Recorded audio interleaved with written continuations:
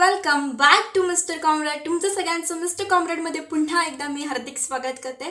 So guys, आपण last लेक्चरमध्ये बघितलं केमिस्ट्रीच्या बेसिक कॉन्सेप्ट, म्हणजे आपण चॅप्टर चालू केलेला आहे केमिस्ट्रीचा पहिला some basic concepts of chemistry, आणि त्यातलं थोडं काही जे काही बेसिक्स पार्ट्स होते, म्हणजेच की केमिस्ट्री कोणकोणत्या पार्टमध्ये डिवाईड केलेली आहे, त्याच्यानंतर मॅटरची डेफिनेशन, प्रॉपर्टीज म्हणजे काय असतात किंवा SI युनिट्स म्हणजे काय असतात, हे सगळं आपण लास्ट लेक्चरमध्ये बघितलेलं आहे.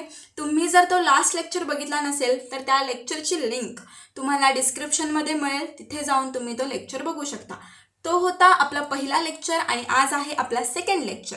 सो सेकंड लेक्चरमध्ये आपण बघणार आहोत laws of combination. Okay, so laws of combination आज मी तुम्हाला मस्तपैकी शिकवणार आहे, एकदम सिम्पल वेनी की तुमच्या चांगले लक्षात राहतील.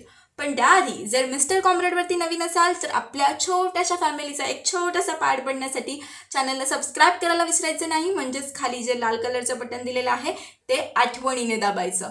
ओके, आणि आता घेऊन बसा पेन पेपर नोटबुक. आपण चालू करणार आहोत आजचा आपला हा video. Let's begin the video without getting late. Okay, so laws of a combination. Laws हा शब्दच थोडा डिफिकल्ट आणि खूप असा हेक्टिक वाटतो, but this is a very simple. Law म्हणजे एखादा नियम असतो जो की आपल्याला केमिस्ट्रीमध्ये फॉलो करायचा आहे किंवा स्टडी करायचा आहे. Very simple. ओके, सो केमिस्ट्रीमध्ये आपल्याला काही आपल्या नोटबुकमध्ये 4 लॉज आहेत. Laws of a combination. So namely, first law is law of conservation of a mass, then law of a constant composition or definite proportion, then third one is the law of a multiple proportion, and fourth one is a law of a combining volumes or also known as a Gay-Lussac law. Okay, आपल्या बुकमध्ये जे law आहे तो Gay-Lussac law आहे, असं name आहे त्याचं, पण त्याला आपण ॲज वेल ॲज काय बोलू शकतो, law of a combining volumes. Law of a combining volumes. Okay, so आपला फर्स्ट लॉ आपण आता बघणार आहोत, तर त्याचं स्टेटमेंट पहिला बघून घेऊया. Law of conservation of a mass. Mass आहे, so obviously this is related to the mass. Okay, so mass आपण स्टेटमेंट बघूया. Mass can neither be created nor destroy. हे आपल्याला काय सांगते की मास आपण बनवू देखील शकत नाही आणि डिस्ट्रॉय सुद्धा करू शकत नाही. सो सिम्पल वेनी समजून घ्यायचं झालं तर हे जे ढगात लिहिलेलं आहे तेच आहे या लॉमध्ये. Total mass of a reactant is equals to total mass of a product. For example, जर मी 50 ग्रामचं रिॲक्टंट घेत असेल तर मला तिथे 50 ग्रामचंच प्रोडक्ट मिळणार आहे. जर असं होत असेल तर त्याला काय बोलायचं, law of conservation of a mass. Okay, so During any physical or chemical changes, the total mass of the product is equal to the total mass of the reactant. म्हणजेच काय, जे आपण इथे वरती बघितलं तेच. कोणतंही फिजिकल किंवा केमिकल चेंज जरी असलं तरी देखील तिथे देखील काय असतं, प्रोडक्टचं जे टोटल मास असतं is equals to the mass of the reactant. Okay, very simple law, एकदम बेसिक लॉ आहे, आणि विचारलं तरी तुम्हाला फक्त स्टेटमेंट विचारला जाईल. सो एवढं लक्षात ठेवलं, total mass of a reactant is equals to total mass of a product, then it will be fine. Then आपला सेकंड लॉ आहे लॉ ऑफ डिफायनाईट प्रपोर्शन. आता हेच, आणि हे कुणी फाईन केलं किंवा कुणी स्टेट केलं तर जोसेफ प्रॉस्ट. ओके, सो आता आपण फटाफट याचं देखील स्टेटमेंट बघून घेऊया. A given compound always contains exactly the same proportion of element by weight irrespective to the source. Okay, again I am repeating.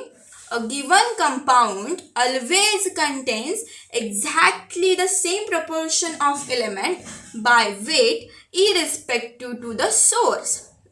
आता हे थोडंसं डोक्यावरून जाणार आहे बिकॉज थोडं कॉम्प्लिकेटेड स्टेटमेंट आहे, तरी देखील एक्झाम्पल बघितल्यानंतर तुम्हाला पटकन लक्षात येईल की नक्की या स्टेटमेंटमध्ये आपल्याला काय सांगितलेलं आहे. ओके, सो आता एक एक्झाम्पल घेऊया, वॉटर. ओके, काय बघणार आहोत आता आपण, वॉटर. सपोज मी वॉटर घेतला रिव्हरमधून, then ocean and then laboratory. Okay, ओशनमधलं थोडंसं वॉटर घेतलं, रिव्हरमधलं थोडंसं वॉटर घेतलं आणि लॅबोरेटरीमध्ये बनवलेलं वॉटर घेतलं. तर या वॉटरचा जो फॉर्म्युला आहे H2O हा काय असणार आहे, सेम असणार आहे. कुठून जरी वॉटर घेतलं तरी तो सेमच असणार आहे. आणि ह्याचं जे वेट असणार आहे, H2 किती ग्राम असणार आहे, तर H2 किती पर्सेंट असणार आहे, तर 11.11%. सेम O2 किती पर्सेंटेज असणार आहे, तर 88.89%. ओके, कुठलंही वॉटर घेतलं तरी त्याचं वेट बाय वेटेज जे पर्सेंटेज असणार आहे ते सेम असणार आहे. सेम आपल्या बुकमध्ये एक आपल्याला एक्झाम्पल दिलेलं आहे, दॅट इज क्युपरिक कार्बोनेट. ओके, तर नॅचरल सॅम्पल आणि सिंथेटिक सॅम्पलचं आपल्याला इकडे वेट दिलेलं आहे.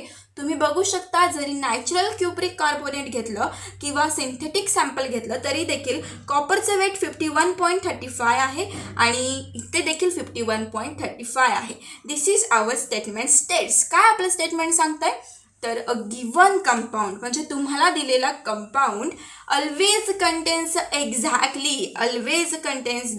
exactly the same proportion of element by weight irrespective to the source. आता सोर्सचा कुठे संबंध येतो, तर बघा मी जे वॉटर घेतलं ते वेगवेगळ्या सोर्सकडून घेतलं, रिव्हरकडून घेतलं, ओशनकडून घेतलं आणि लॅबकडून घेतलं, तरी देखील त्याचं वेट जे आहे ते काय आहे, सेम आहे किंवा एक्झॅक्टली सेम प्रपोर्शनमध्ये त्याचं वेटेजचं पर्सेंटेज आहे. So this is our second law. आणि आता थर्ड लॉ आपण बघणार आहोत, जो की आहे लॉ ऑफ मल्टिपल प्रपोर्शन. आता सिम्पली पुन्हा एकदा स्टेटमेंट वाचून दाखवते. If two elements from more than one compound, then the ratio of the masses of the second element, listen carefully, then the masses of the second element, ratio of the masses of the second element, where is that, okay, combines with a fixed mass of the first element will be the ratio of the small whole number. Okay, so पुन्हा एकदा मी तुम्हाला statement वाचून दाखवणार आहे हे. If two elements from more than one compound, then the ratio of masses of the second element combines with the fixed mass of the first element will be the ratio of small whole number. Again तुमच्या डोक्याच्या वरून गेलेला असणार आहे, but it's okay. Example बघितल्यावरती तुम्हाला सगळं clear होऊन जाईल. सो ते एक्झाम्पल बघूया. सपोज मी कार्बन घेतलं आहे 160 ग्राम आणि ऑक्सिजन लेस अमाऊंटमध्ये घेतलं आहे 133 ग्राम.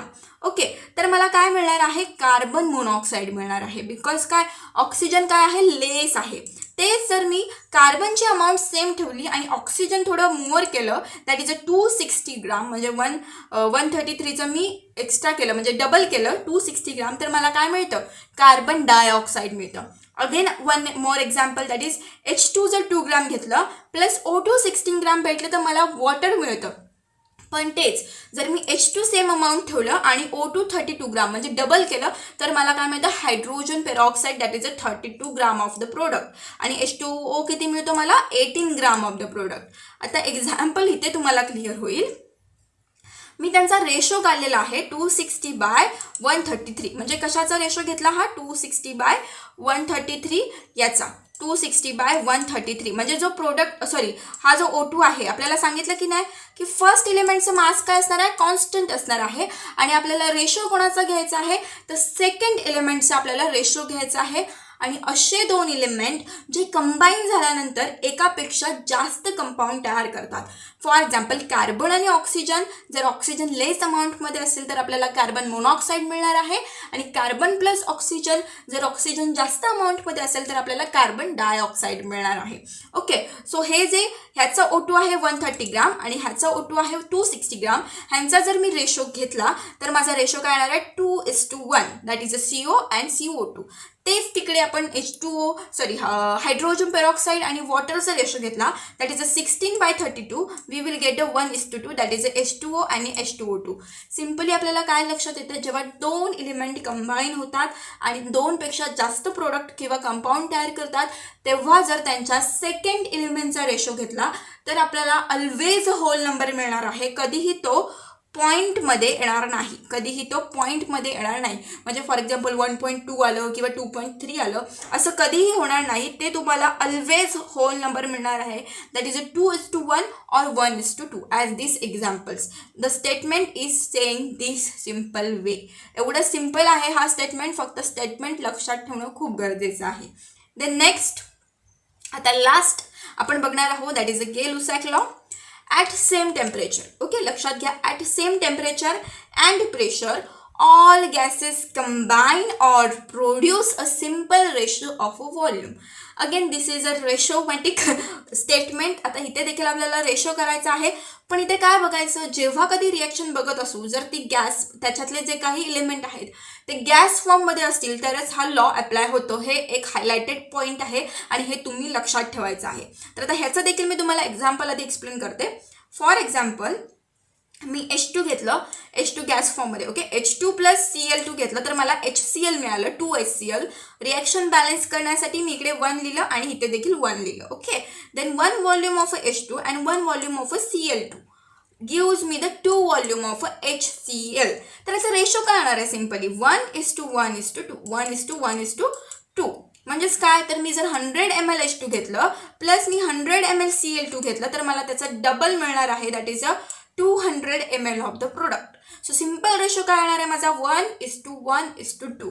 तेच इथे सांगितलेलं आहे. जर ऑल गॅसेस कंबाईन होत असतील ॲट अ सेम टेम्परेचर आणि प्रेशरला, तर त्यांचा जो रेशो असतो, त्यांच्या त्या रिॲक्शनचा जो रेशो असतो तो एकदम सिम्पल रेशो असतो, simple ratio of volume. Simple म्हणजे काय, तर होल नंबर वगैरेच असतं, ते जास्त काही त्याच्यामध्ये डिफिकल्ट म्हणजे पॉईंट्स वगैरे येत नाहीत. अगेन वन एक्झाम्पल घेऊया.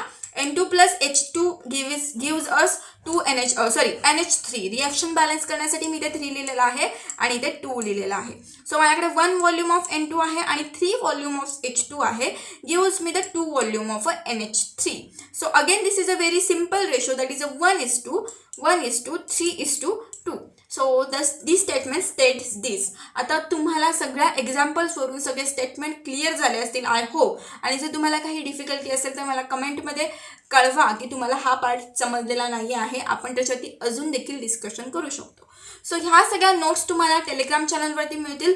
टेलिग्रामचं लिंक खाली डिस्क्रिप्शनमध्ये मिळेल आणि त्याचबरोबर फर्स्ट लेक्चर जे आपलं झालेलं आहे केमिस्ट्रीचं, त्याचं देखील लिंक तुम्हाला खाली डिस्क्रिप्शनमध्ये मिळेल. आणि अजून देखील खूप सारे लेक्चर्स येणार आहेत. सो चॅनलला सबस्क्राईब करून बाजूचं बेल आयकॉन दाबायला विसरायचं नाही. भेटूया नेक्स्ट लेक्चरमध्ये. तोपर्यंत टाटा, बाय.